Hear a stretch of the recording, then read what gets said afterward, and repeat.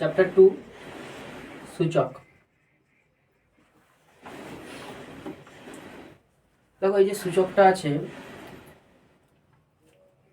2 গুণিতক 2 গুণিতক 2 গুণিতক, যদি এরকম বলি এটা খুব তাড়াতাড়ি বা শর্টে লেখার পদ্ধতি কি? কটা 2 আছে? 4টে। 4টে 2 এর গুণ আমরা কত লিখবো? 2 টু দি পাওয়ার 4 লিখবো। আবার যদি আমি 5কে এইভাবে লিখি 3 বার আছে, তাহলে 5 কিউব হয়ে যাবে। তো এই যে উপরের যে অংশটা আছে আর নিচের যে অংশটা আছে, তো এই দুটো অংশকে কি বলা হয়? এটাকে কি বলা হয়? উপরেরটাকে সূচক, আর এটাকে কি বলা হয়? নিধান। অনেকে ভুলে যায় সূচক আর নিধান কোনটা, ভুলে যায়। মনে রাখবে কি? সূর্য উপরে থাকে, তাহলে উপরেরটা কি? সূচক। ধান নিচে হয়, নিধান নিচে, ধান ধান নিচে হয়, তাহলে নিধানটা কি? নিচেরটা, আর উপরেরটা কি? সূচক। মনে রাখার জন্য এটা।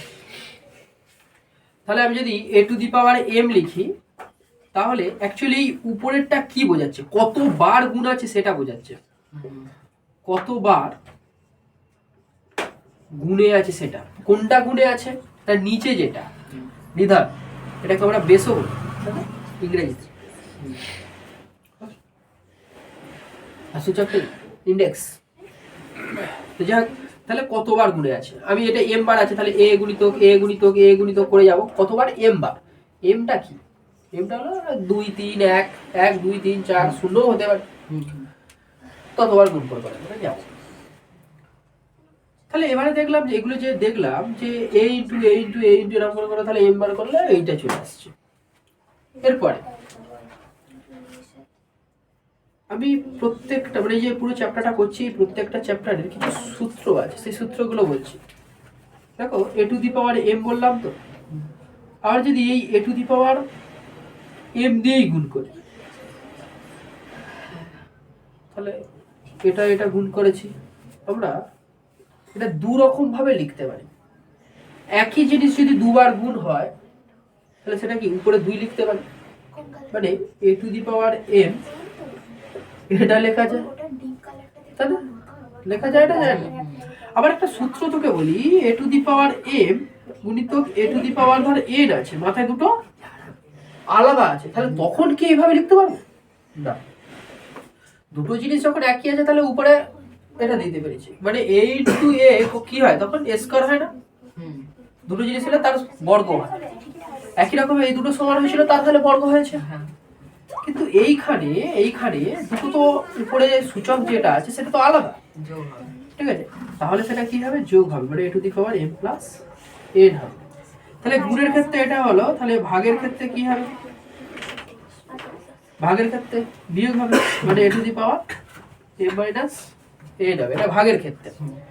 আচ্ছা, যদি এটা এরকম হয় a to the power m whole to the power যদি n হয়, মানে একটা টু দি পাওয়ার তারও একটা টু দি পাওয়ারে কিছু আছে, তাহলে এটার সঙ্গে এটা কি হয়?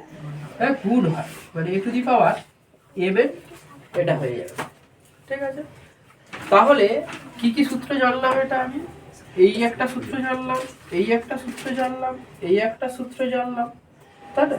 তাহলে এইখানে দেখো আমি এইটা থেকে বললাম এইটা করা যায়, তাহলে এটা তো সেই a ইন্টু এবার a স্কয়ার এখান থেকে বলেছি, কিন্তু আবার a ইন্টু এইটা ইন্টু এইটা করেছি, আমরা এই ফর্মুলা তো ফেলতে পারি, ফেলে দেখছি।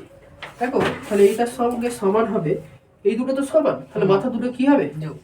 a to the power m plus n। m plus n মানে কি?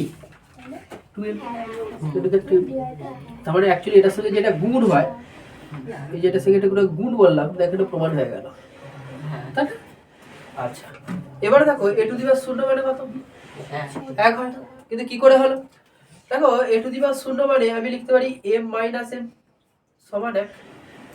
a to the power m minus n সমান 1 লেখা যাবে।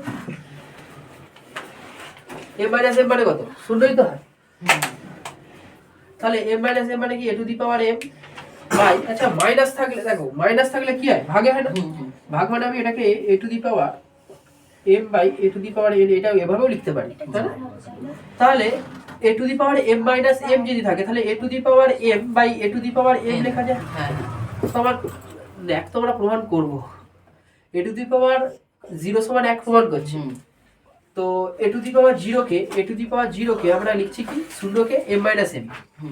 আবার A to the power m minus m মানে কি A to the power m by A to the power m, উপর নিচে কি হবে কেটে যাচ্ছে 1 সমান তাহলে কি হচ্ছে 1। তাহলে এ টু দি পাওয়ার 0 সমান তাহলে কত হয়ে গেল 1 প্রমাণ হয়ে গেল। ঠিক আছে, তাহলে 1 নম্বর সূত্র, 2 নম্বর সূত্র, 3 নম্বর সূত্র আর এখানে একটা মান, এইগুলোকে মনে রাখতে হবে। এবার ধরো কোনো অঙ্কে রুট এ আছে, অনেকে সেটা বুঝতে পারে না যে root থাকলে কি হবে, তখন এটা কি করবো, রুট মানে এ টু দি পাওয়ার রুট যদি থাকে তাহলে 1/2 হবে। এটা যদি কিউব রুট হয় মানে এখানে 3 থাকে তাহলে এটা কিভাবে লিখবো, না এ টু দি পাওয়ার 1/3 এইভাবে লিখবো।